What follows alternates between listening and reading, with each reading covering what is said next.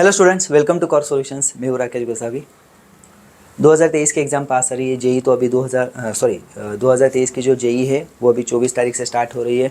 साथ ही साथ हमारे बोर्ड्स एग्ज़ाम भी आ रहे हैं।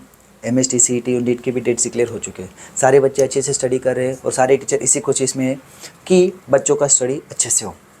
तो उसी के लिए कॉर सॉल्यूशंस ने आपके लिए 100 मोस्ट इंपॉर्टेंट फिजिक्स लेक्चर ये सीरीज स्टार्ट की है, जिसमें से हमने 8 लेक्चर्स ऑलरेडी कवर किए हैं। आज हमारा 9th लेक्चर है, जिसमें हम लोग structure of atom and nuclei, जिसकी थ्योरी ऑलरेडी लास्ट लेक्चर में कंप्लीट हुई थी, आज उसके न्यूमेरिकल्स हम लोग यहाँ पे सॉल्व करेंगे। तो लेक्चर को स्टार्ट करने से पहले अगर आप चैनल पर नए हो तो चैनल को सब्सक्राइब कर लीजिए और वीडियो को लाइक करके अपने दोस्तों के साथ ज़रूर शेयर कीजिए। तो चलो बच्चों, स्टार्ट करते हैं। अभी एक और इम्पॉर्टेंट चीज़ यहाँ पे बताना चाहूँगा। जो यहाँ पे न्यूमेरिकल्स या फिर प्रॉब्लम्स हम लोग सॉल्व करने वाले हैं, उसके कैलकुलेशंस यहाँ पे मैं कैलकुलेटर्स पे करने वाला हूँ। ओके, ताकि हमारा टाइम बचे और ज़्यादा से ज़्यादा प्रॉब्लम सॉल्व हो। और लॉग कैलकुलेशंस लेकिन आपको बोर्ड एग्जाम में लॉग कैलकुलेशंस करने हैं। अगर आपको लॉग कैलकुलेशंस में डिफ़िकल्टी है तो हमारे 2 वीडियोज़ लॉग कैलकुलेशंस के ऊपर है। प्लेलिस्ट में जाके आप उन वीडियोज़ को चेक कर सकते हो या फिर आई बटन पे जाके भी आप वीडियो को कनेक्ट कर सकते हो। तो लॉग कैलकुलेशन आपको वहाँ पे इजी हो जाएंगे। और फिर भी आपको डिफ़िकल्टी आती है तो हमारे जो नीचे टेलीग्राम लिंक है, इंस्टाग्राम लिंक है, उस पर आप हमें कनेक्ट कर सकते हो। हम आपकी हेल्प ज़रूर करेंगे। तो चलो हम लोग स्टार्ट करते हैं। पहला problem, the wavelength of the spectral line emitted is 4861 angstrom when the electron jumps from the nth orbit to the second orbit. Calculate the n if r is this. Okay, r कितना दिया है? 1.097 into 10⁻⁷। अभी हम लोग क्या करेंगे, हमें पता है कौन सेकेंड ऑर्बिट, मतलब हमें फॉर्मूला पता है। फॉर्मूला क्या होता है? Yes, 1/λ is equal to R into 1/ lower orbit. Lower orbit मतलब कौन सा? Second orbit. तो यहाँ पे हो जाएगा और यहाँ पे हो जाएगा एन स्क्वायर, जो एन हमें फाइंड आउट करना है। बराबर है। तो अभी हम लोग क्या करेंगे, यहाँ पे वैल्यूज डाल देंगे। लैम्बडा की वैल्यू क्या है? 4861 है, तो हम लोग यहाँ पे लिखेंगे 4861 इंटू 10⁻⁷, क्योंकि मीटर में कन्वर्ट करूँगा। आर जो है 1.097 इंटू 10⁻⁷ पर मीटर है। ओके, ये हो जाएगा 1/4/1/n²। बराबर है। तो यहाँ पे इसका रेसिप्रोकल में ले लेता हूँ। यस, मैं यहाँ पे मैंने बोला आपको कैलकुलेटर यूज़ करूँगा, तो इसका रेसिप्रोकल आ जाएगा 2.057 इंटू 10⁻⁶ अगर कन्वर्ट करेंगे तो। बराबर है। देन यह रहेगा 1.097 इंटू 10⁻⁷, ये 1/4/1/m² as it is. Okay, फिर यहाँ पे हम लोग एक सेकेंड, हम लोग क्या करते हैं, इसको स्टेप्स को क्यों वेस्ट करें। यहाँ पे हम लोग लिखेंगे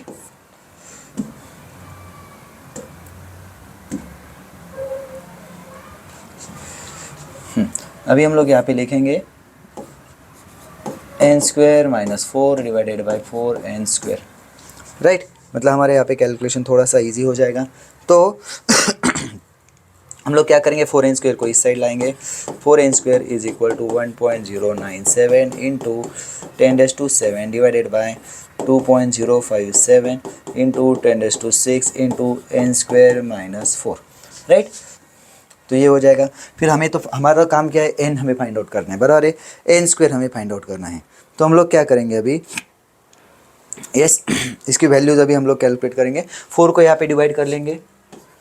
n² is equal to 1.097 into 10⁻⁷ divided by 2.057 into 4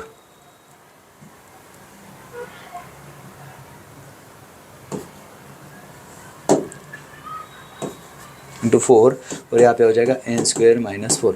अभी इसकी वैल्यू अगर हम लोग कैलकुलेट करेंगे, 10⁻⁶ रहेगा यहाँ पे,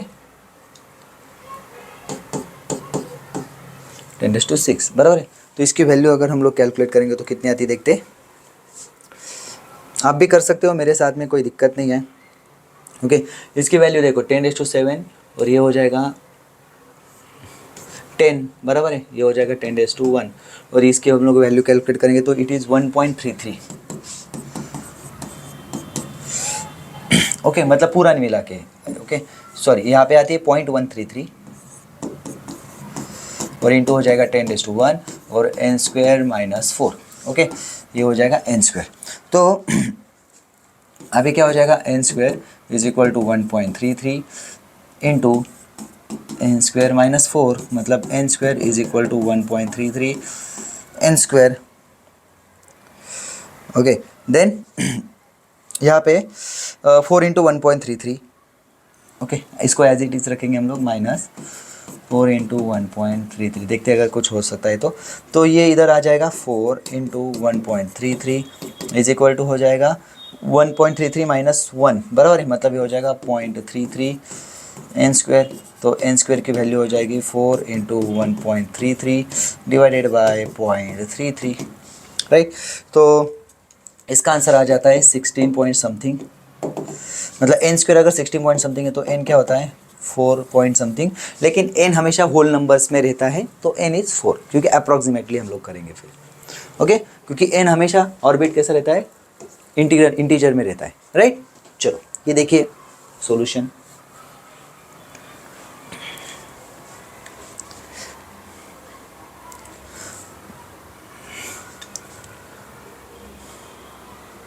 चलो next question, calculate a change in angular momentum of electron when it jumps from third orbit to first orbit. तो हमें पता है एंगुलर मोमेंटम का फॉर्मूला क्या होता है, L is equal to mvr, या फिर L, और उसको हमें बोर्स पॉस्टुलेट से हमें पता है NH अपॉन क्या होता है 2 पाई। तो उन्होंने क्या बोला है, फर्स्ट ऑर्बिट और थर्ड ऑर्बिट, बराबर है, मतलब when it jumps from third to fourth, मतलब हमें पता है L3 माइनस L1 क्या हो जाएगा फिर NH है ना, मतलब 3H upon 2 pi minus first H upon 2 पाई,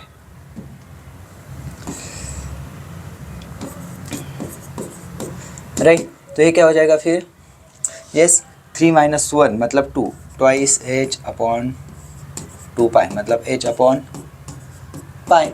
H की वैल्यू है 6.63 इंटू 10⁻⁻34 और पाई की वैल्यू रहती है 3.142, राइट। ये कैलकुलेशन अगर हम लोग करते तो क्या आंसर आ जाएगा, यस तो ये हो जाएगा 2.11 इंटू 10⁻34, ओके। एंगुलर मोमेंटम है तो यूनिट क्या होगा, kilogram metre square per second. Angular momentum, linear momentum नहीं है, linear momentum kilogram metre second और लीनियर मोमेंटम इनटू रेडियस रहती है एंगुलर मोमेंटम, इसलिए मीटर स्क्वायर आ जाता है, ओके। चलो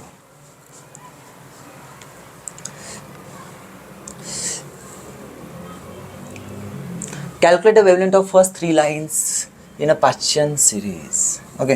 पाश्चन सीरीज मतलब क्या होता है, लाइमन बाल्मर पाश्चन, मतलब जिसकी ग्राउंड से 3 होती है, बराबर है। तो फर्स्ट 3 वेवलेंथ्स, फर्स्ट 3 लाइंस बोला है ना हमें, मतलब हमें देखना होगा, देखो 4 to 3, देन 5 to 3 और 6 to 3, ऐसे वेवलेंथ्स हमें निकालने अलग अलग, बराबर है। तो हम लोग क्या करेंगे, देखो पहले लेंगे 1/λ1 is equal to r into 1 upon ground state यहाँ पे रहता है 3 स्क्वायर माइनस 1/4 स्क्वायर, राइट। तो क्या हो जाएगी, ये r हो जाता है 1.097 इंटू 10⁻⁷, ये हो जाता है 1/9 माइनस 1/16, ये हो जाएगा लैम्बडा। तो 16 माइनस 9 मतलब कितना हो जाता है 7 डिवाइडेड बाय 144, और ये हो जाता है 1/λ। अभी हमें लैम्बडा फाइंड आउट करना है, तो लैम्बडा हो जाएगा फिर 144 डिवाइडेड बाय 7 इंटू 1.097 इंटू 10⁻⁷। इसका रिसिप्रोकल रहता है, मैंने शायद थ्योरी के लेक्चर में बताया था आपको, इसका रिसिप्रोकल रहता है 911 एंगस्ट्रॉम, बराबर है। तो हम लोग डायरेक्टली भी कर सकते हैं 144 divided by 7 into 911, answer will be in angstrom, okay. So देखिए आंसर क्या आता है, फिर कैलकुलेटर पे करता हूँ मैं।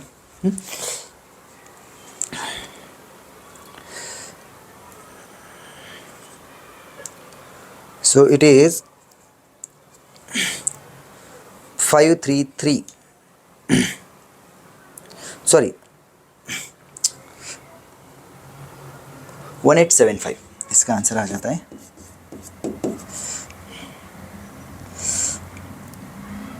18750 एंगस्ट्रॉम, ओके। एंगस्ट्रॉम में नैनोमीटर में करेंगे तो एक जीरो कम हो जाएगा, राइट। तो ये अभी ये हो गया λ1, अभी हमें निकालना है लैम्डा टू मतलब 5 to 3, तो यहाँ पे क्या करेंगे हम लोग 1/λ2 is equal to R into 1/3 square minus 1/5 square. तो क्या हो जाएगा, फिर से आर को ऐसे ही रहने देते और यहाँ पे हो जाएगा 1/9 माइनस 1/25, राइट। सो आर यहाँ पे क्या हो जाएगा फिर 25 minus 9, yes it is 16 divided by 225, ये हो गया 1/r2 लैम्डा टू। तो लैम्डा टू क्या हो जाएगा फिर 1/r इंटू 225 डिवाइडेड बाई 16। तो 1/r की वैल्यू मैंने आपको बताई है कितना होता है 911, डायरेक्टली लिख सकते हैं यहाँ पे। आपने बस वैल्यूज डाल के लिखना है। ओके मैंने यहाँ पे डायरेक्टली लिख दिया, आंसर आएगा आपका एंगस्ट्रॉम में। यस तो इसका कैलकुलेशन क्या आता है आप देखिए, मैं भी देखता हूँ। It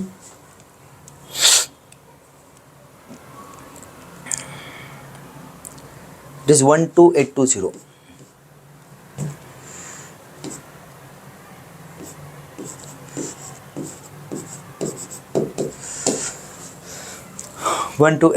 angstrom. चलो तो अभी ये आपके लिए होमवर्क रहेगा, 6 to 3 आप कैलकुलेट करिए सेम मेथड से। 1/r की वैल्यू लेनी है आपने 911 एंगस्ट्रॉम, आंसर आएगा ना एंगस्ट्रॉम में। ओके चलो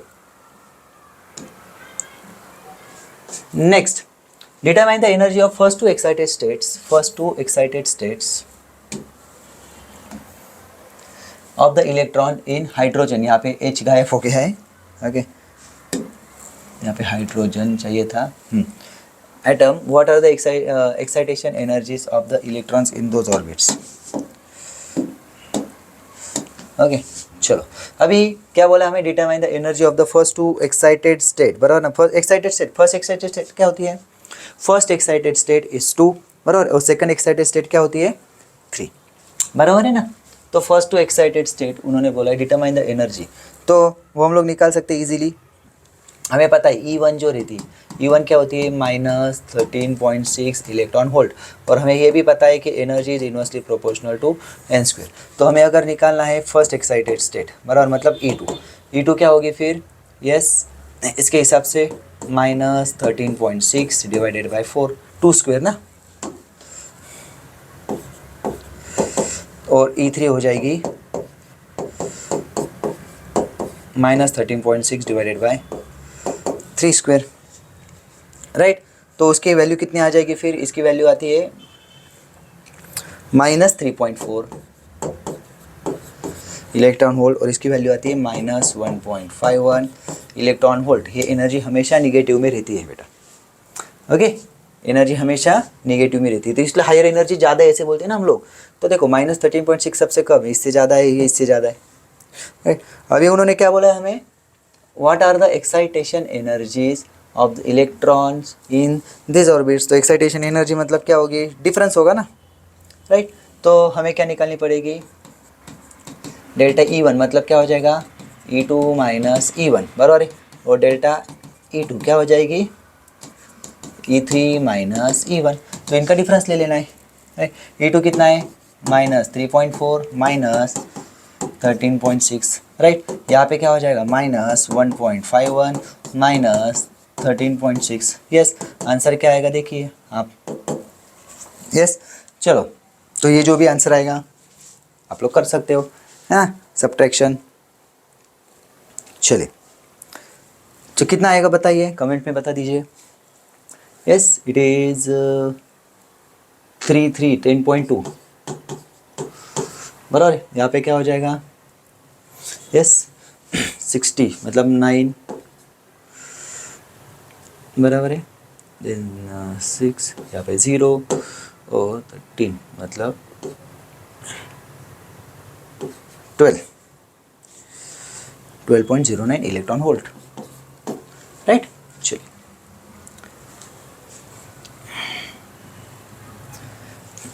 बहुत ही आगे चले गए। Next, calculate the binding energy, yes calculate the binding energy of lithium 73, the mass of hydrogen and the lithium atoms। आपको दिया है हाइड्रोजन का और लिथियम का मास दिया है, और आपको बोला गया है कि बाइंडिंग एनर्जी निकालनी, बराबर है। तो बाइंडिंग एनर्जी कैसे निकाली जाती है, मास डिफेक्ट से ना। Binding energy is delta M into C square, बराबर है, delta M into C square. तो अभी हम लोग क्या करेंगे, लिथियम का मास डिफेक्ट निकालेंगे, बराबर है। तो लिथियम का मास डिफेक्ट हमें निकालना है, तो मतलब क्या करेंगे, Z into mass of proton plus A minus Z into mass of neutron. Okay, then minus क्या करेंगे, ओरिजिनल मास मतलब ये वाला, राइट। चलिए, तो अभी क्या हो जाएगा फिर, 3 into mass of proton plus यहाँ पे क्या हो जाएगा 7 माइनस 3 मतलब 4 into mass of neutron minus ये हो जाएगा कैपिटल M, बराबर है। तो हम लोग क्या करेंगे, उन्होंने सिर्फ हाइड्रोजन का मास दिया, मतलब उसको ही हमें प्रोटॉन और न्यूट्रॉन का मास कंसीडर करना पड़ेगा। सो 3 + 4 हम लोग 7 कर देंगे, 7 into mass of hydrogen atom, okay. Then यहाँ पे मास ऑफ लिथियम, तो यहाँ पे हो जाएगा 7 इंटू 1.007825 माइनस यहाँ पे हो जाएगा 7.016, ओके। तो इसका डिफरेंस निकालना पड़ेगा हमें, यस। इसका डिफरेंस निकालेंगे 7 से मल्टीप्लाई करने के बाद। चलिए आप भी करिए, सिर्फ देखिए मत, आप भी कैलकुलेट करिए।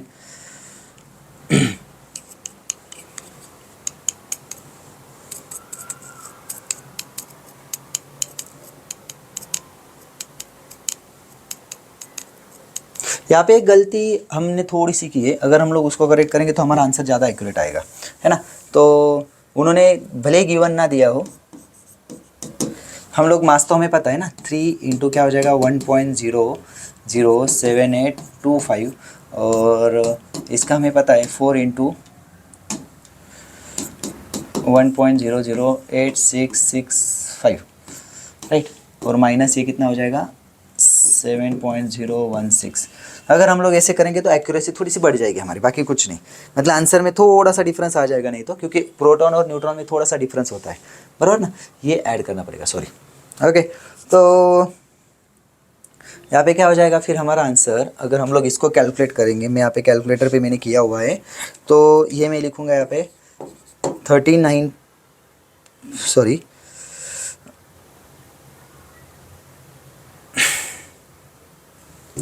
एक मिनट, यहाँ पे मैंने गलत किया है थोड़ा सा। तो 3 इंटू, फिर से कर लेता हूँ, 3 इंटू 1.007825, तो ये हो जाता है 3.023475, ओके। प्लस अभी कैलकुलेटर पे कर रहा हूँ, आप मैन्युअली भी कर सकते हो, ओके। देन 4 इंटू 1.008665, तो ये हो जाएगा 0.0434, यहाँ पे 3 इंटू 1.007825, ओके, 1.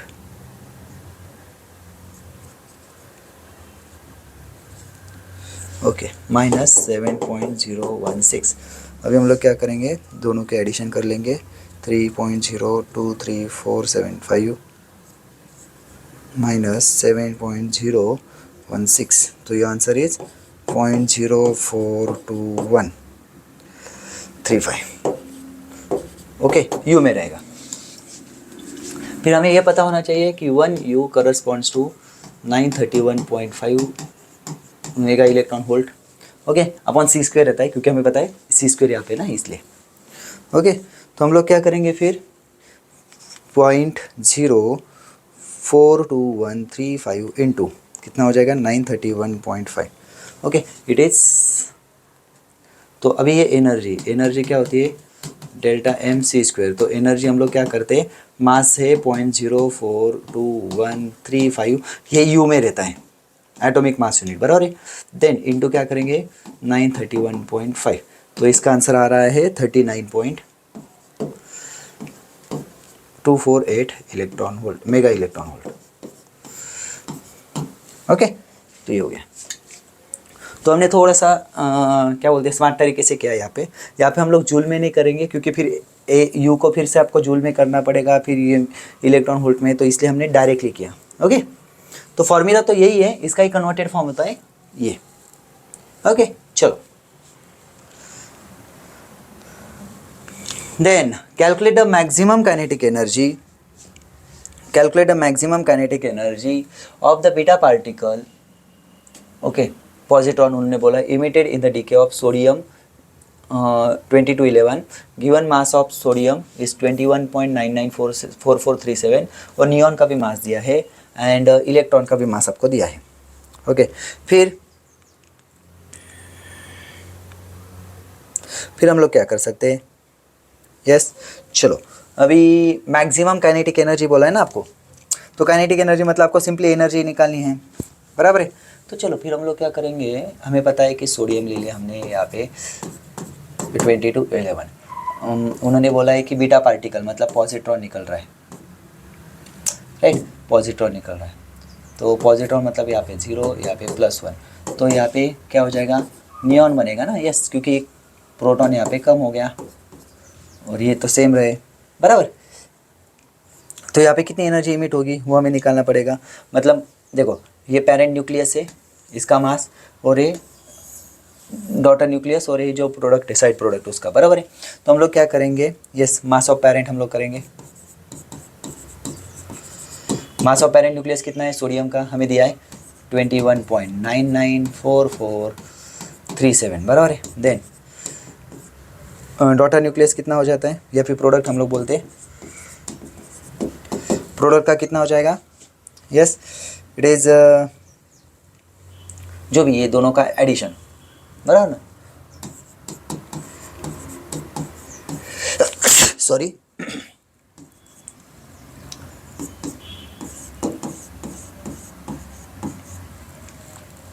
ये यू में रहेगा, ये भी यू में रहेगा। तो हमें क्या करना है, हमें निकालना है डेल्टा एम, डेल्टा एम मतलब इन दोनों का डिफरेंस, राइट। तो mass of product minus, sorry उल्टा किया मैंने,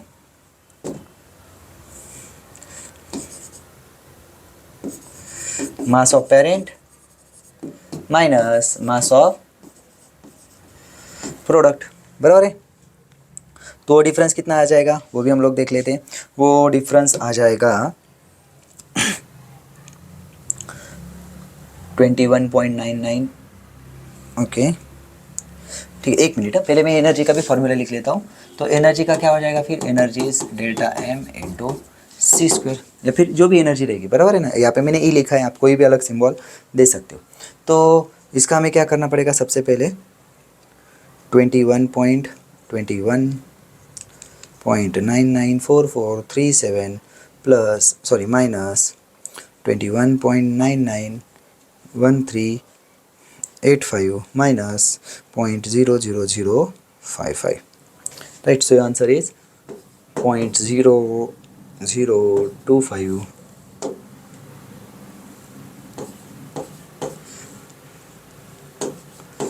02, बराबर है। ये डेल्टा टाइम हो गया, इनटू क्या करना होगा सी स्क्वायर, सॉरी फिर हमें क्या करना पड़ेगा, हमें पता है अगर ये यू में है तो हम लोग क्या करते हैं इनटू 931.5 करते, बराबर है। तो इंटू करूँगा मैं 931.5,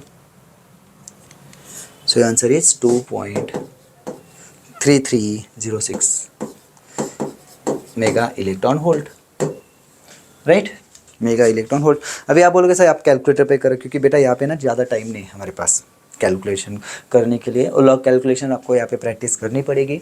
और फिजिक्स में होता क्या है ना, फिजिक्स में हम लोग ऐसे करते हर बार कि प्रॉब्लम्स को सॉल्व नहीं करते, हम लोग सिर्फ कैलकुलेशन खुद से करते हैं, सॉल्यूशन देख लेते, कैलकुलेशन करते हैं। हमारा काम फिजिक्स में प्रॉब्लम को समझना है कि देखो मास ऑफ प्रोडक्ट है, ओके, मास ऑफ पेरेंट है, इन दोनों का डिफरेंस, जो मास लॉस हुआ है वही तो एनर्जी वहाँ पे आगे पास हो रही है, ये समझना ज़रूरी है, प्रॉब्लम्स को समझना ज़रूरी है, सिर्फ कैलकुलेशन करना ज़रूरी नहीं फिजिक्स में। अगर आप सिर्फ कैलकुलेशन करोगे तो फिजिक्स का स्टडी कहाँ पे हुआ, वो तो नॉर्मल स्कूल लेवल के मैथ्स का स्टडी हुआ, है ना। तो इसलिए यहाँ पे टाइम बचाने के लिए मैं ये करता हूँ, फिजिक्स में सबसे इंपॉर्टेंट क्वेश्चन प्रॉब्लम को समझना है, उसको इलेबोरेट करना है, आपको जो सूटेबल फॉर्मूला में करना ज़रूरी है। मतलब ऐसा शायद ही कोई स्टूडेंट होगा जिसने प्रॉब्लम को समझा है, सही से सॉल्व किया है, कैलकुलेशन गलत किया है। कैलकुलेशन में ज़्यादातर गलतियाँ नहीं होती, ओके। गलतियाँ यहाँ पे होती है क्योंकि प्रॉब्लम मतलब जिनको फिजिक्स टफ जाता है, एक आध सिली मिस्टेक हो सकती है, वो बात नहीं, ओके। चलो, तो इसलिए मैं हमेशा बार बार बोलता हूँ कि प्रॉब्लम को समझना सबसे ज़्यादा ज़रूरी है। अगर आपने प्रॉब्लम को समझना सीख लिया, फिजिक्स आपका ईजी हो गया। चलो नेक्स्ट प्रॉब्लम हम लोग करते हैं। यस,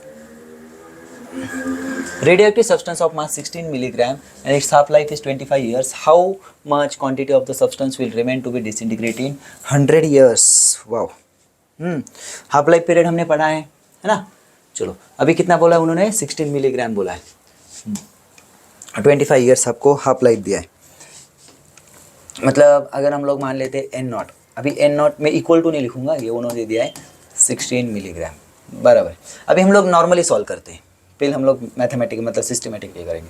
तो 25 साल के बाद क्या होगा, ये बचेगा 8, और 25 साल के बाद क्या होगा, यस इसका हो जाएगा 4 बराबर, और 25 साल के बाद क्या होगा, इसका हो जाएगा 2, और 25 साल के बाद क्या होगा, इसका हो जाएगा 1। देखो 1 2 3 4 100 बराबर 100 ईयर्स। तो ऐसे मतलब आपको आंसर तो मिल गया है। अभी आपको बस क्या करना है, सिस्टमेटिकली करना है। हाफ लाइफ पीरियड का आप ओरली भी आंसर निकाल सकते हो, ओके, ओरली भी आंसर निकाल सकते हो। तो हमें पता है फॉर्मूला, बेसिक फॉर्मूला क्या होता है, n इज इक्वल टू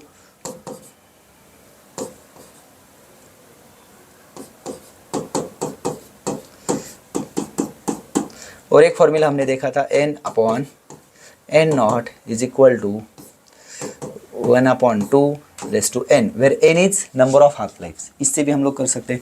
तो मुझे पता है मुझे n निकालना है बराबर है, तो ये मुझे दिया है 16, ओके। मैं कन्वर्ट नहीं कर रहा हूँ क्योंकि मुझे सब्सटेंस उसका नंबर ऑफ मॉलिक्यूल्स वगैरह कन्वर्ट करने की ज़रूरत नहीं है। रेशियो में वो एवोगैड्रो नंबर वगैरह कैंसिल हो जाएगा, और यहाँ पे हो जाएगा 1/2 रेज़ टू कितना हो जाएगा 4।